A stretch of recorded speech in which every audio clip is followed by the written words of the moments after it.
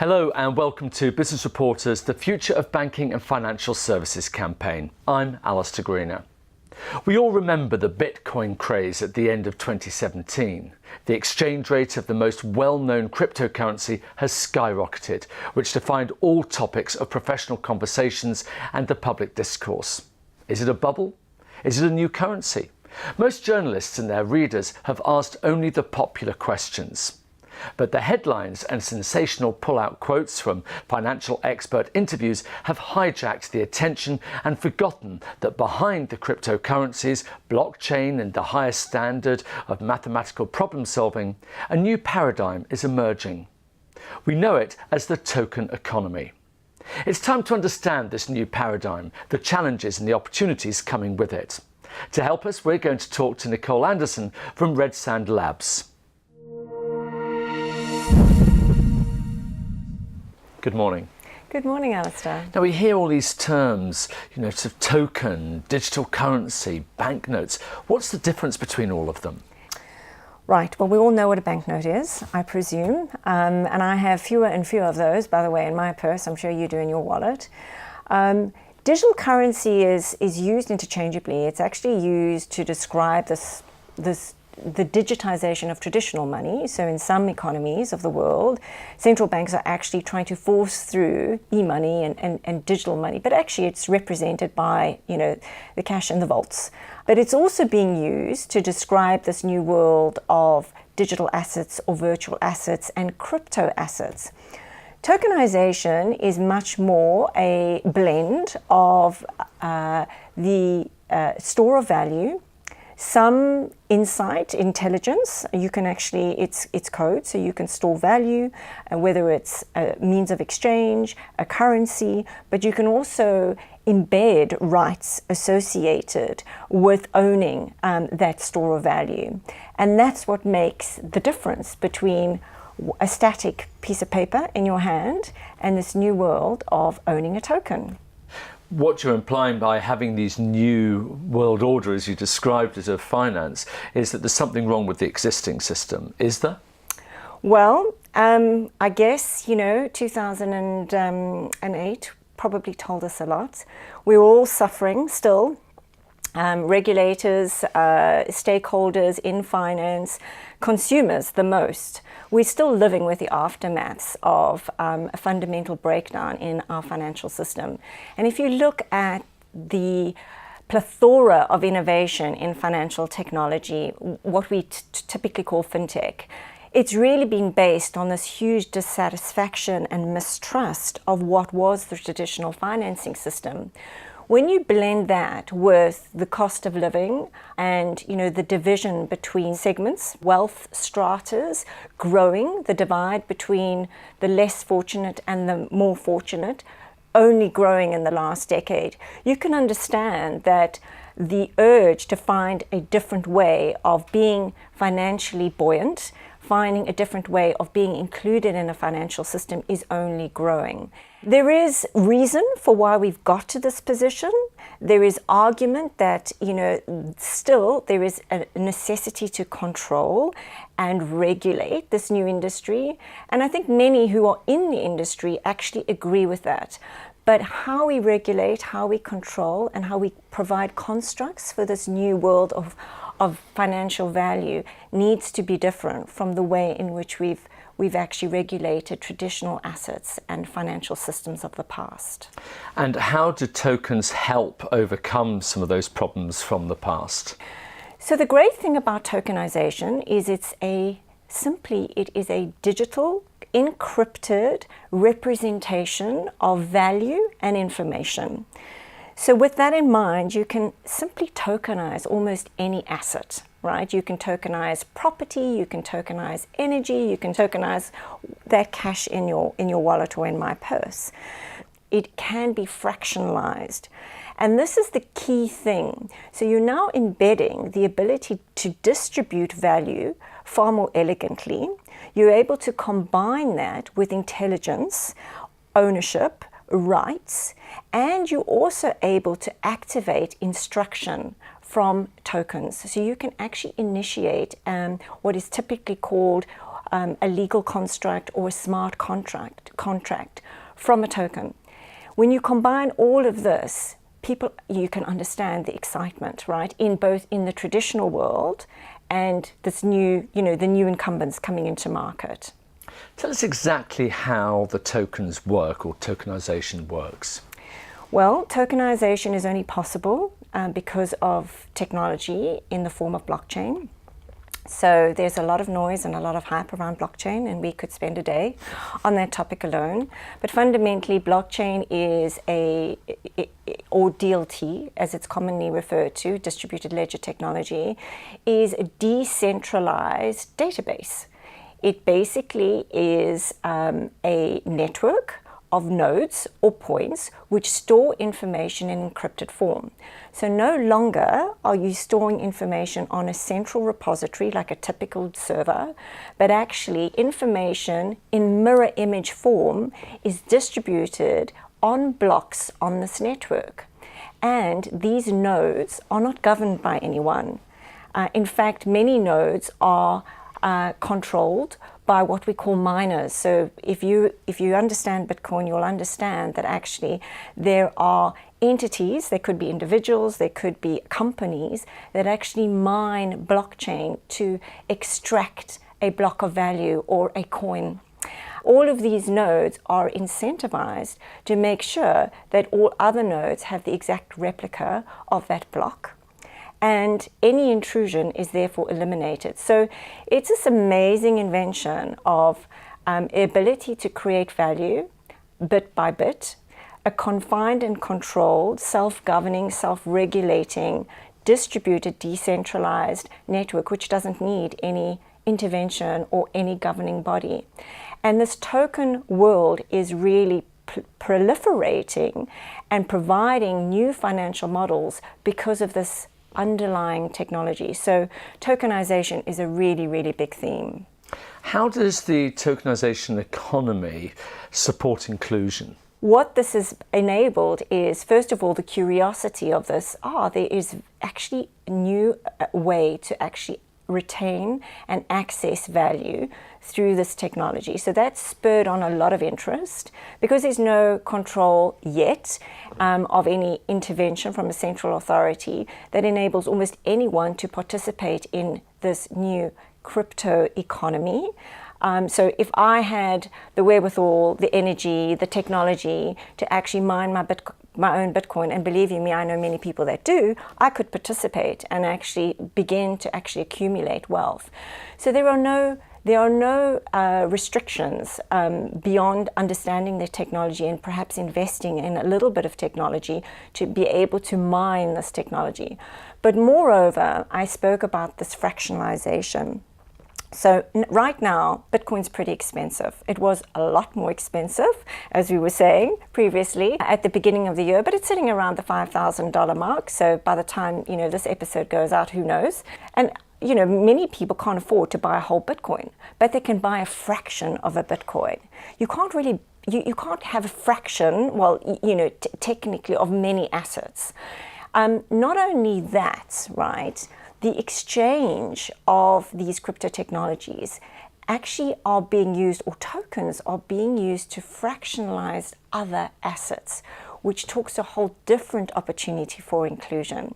So if I give you the example of property, there's a lot of attempt now to look at the tokenization of real estate as an investment. Real estate is an expensive asset class to enter as an investor.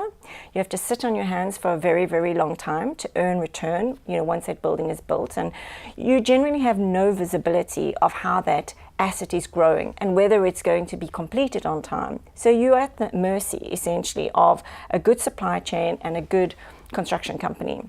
It provides a lot of liquidity now, because what you're finding is there's a lot of talk now between closed marketplaces. So if I'm an investor in property and you invest in property, but I actually need to move, something changes for me and I prefer a building down the road, I can actually exchange my tokens for your allocation, all right, in a property that I desire. It's really fundamentally making this world of what is fixed as constructs, assets that are presumably illiquid from the past, much more liquid. And this is exciting a lot of people and providing this greater opportunity for wealth creation and entry of retail investors into the market, which is another important fact.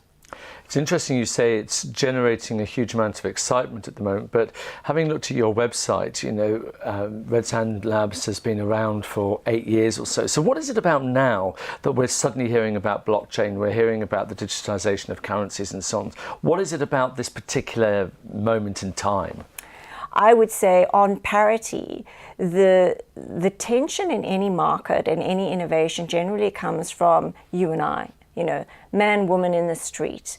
And that is forcing the whole value chain in finance to actually look at, is this new asset class real? Is it going to disrupt me?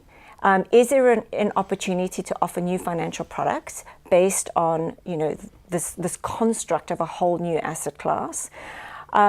And I think, yeah, so this proliferation and fascination and education of the consumer market globally, and all this activity, of course, there's been a huge amount of change in the way in which new businesses are raising finance through tokenization.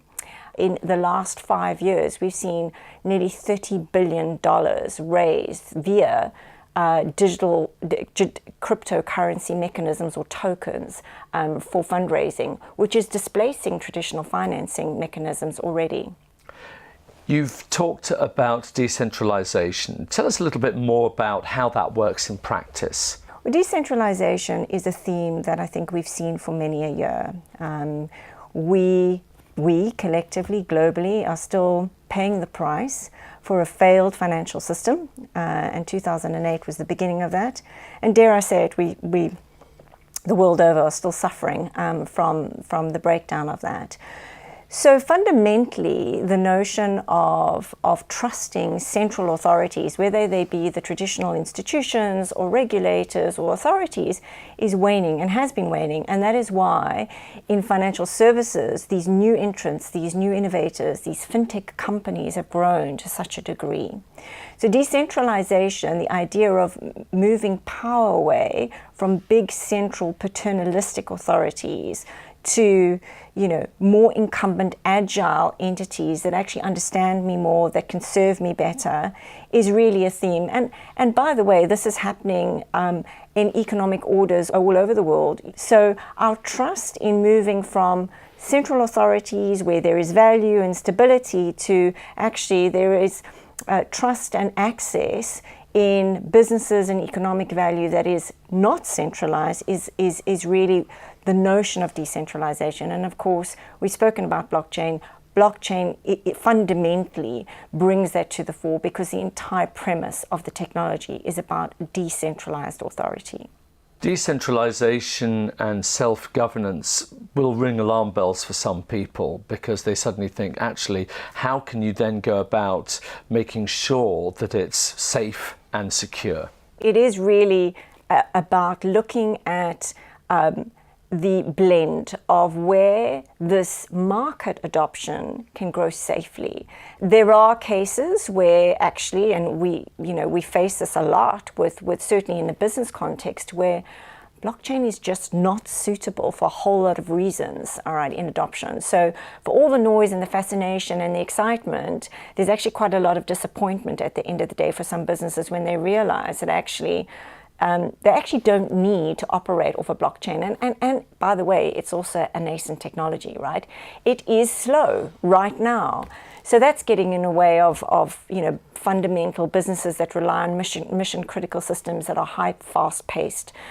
Already we are seeing a lot of very good work being done by regulators all over the world to get their heads around how they embrace this technology, how they would govern and work and potentially licenses businesses that are predominantly decentralized because they are blockchain business models, how essentially the assets that they offer up perhaps to the market in terms of products, investment products, or actually the investment structures for people to invest in their own business take the form of tokenization. These are all things that actually the world gains comfort from.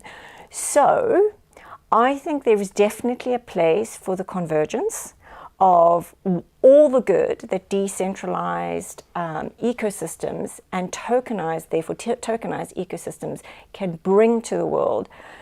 But they do have to be governed. They do need a set of rules and conditions in order to operate and to give confidence both to, well, any of the users or stakeholders that are involved in the consumption of that product or service. Tell us a little bit more about Redsand Labs and how you're involved and how you help. So Redsand Labs has a history of working with complex financial ventures. We have been around for close to 8-9 years, working with large institutions in helping them innovate. Now, there's a lot of problematic issues that you face when you get a large institution to think differently. And so the only way, through a lot of bumping of heads, that we've approached this is actually to help these businesses spin off ventures, essentially satellite businesses that have their own rules, that can be free to organically grow in a way that potentially could disrupt the main business. So we typically call ourselves venture businesses. Now, blockchain is perfect for that. Because if you're serious about blockchain and it really does meet your future needs and it actually helps you reinvent, then very often it's going to stress a number of the fundamentals within your business.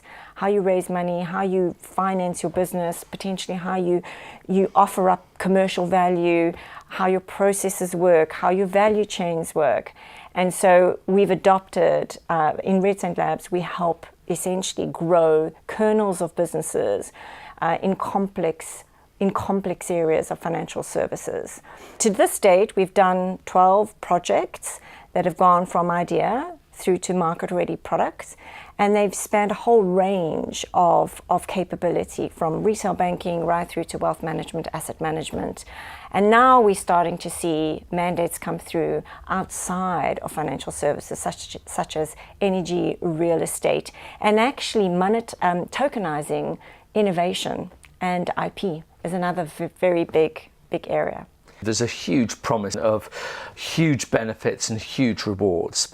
The challenge with anything new like this, it's got to be adopted by literally tens of millions of people for it to really work and for it to really take off. And we saw that with Bitcoin. So when it comes to tokens, at what point are we going to reach proliferation? I mean, where are we on that scale at the moment? So what businesses need to really understand and do themselves a favor and get out their own way with is not to be fixated on the technology. Where blockchain is today is pretty nascent. It's a growing technology. There are great minds all over the world thinking about it daily. And no doubt it is going to progress and is progressing right in front of our eyes. It's very much like the analogy of TCP/IP as a protocol way back when for the internet. It's a debate that actually is banal and is pointless. Within 6 months, we're going to see a massive transformation in the improvement of this technology. Businesses should focus on really the transformative power of this technology and what does it mean for them in the future, and future-proofing their success and their competitiveness.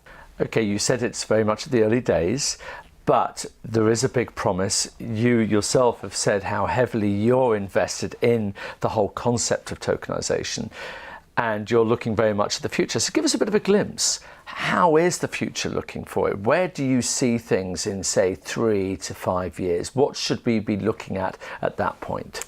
I believe we will start seeing pockets of microeconomies springing up, fueled and supported by tokenization. And by that I mean the ability to actually form communities and networks that are self-sustaining and that have value.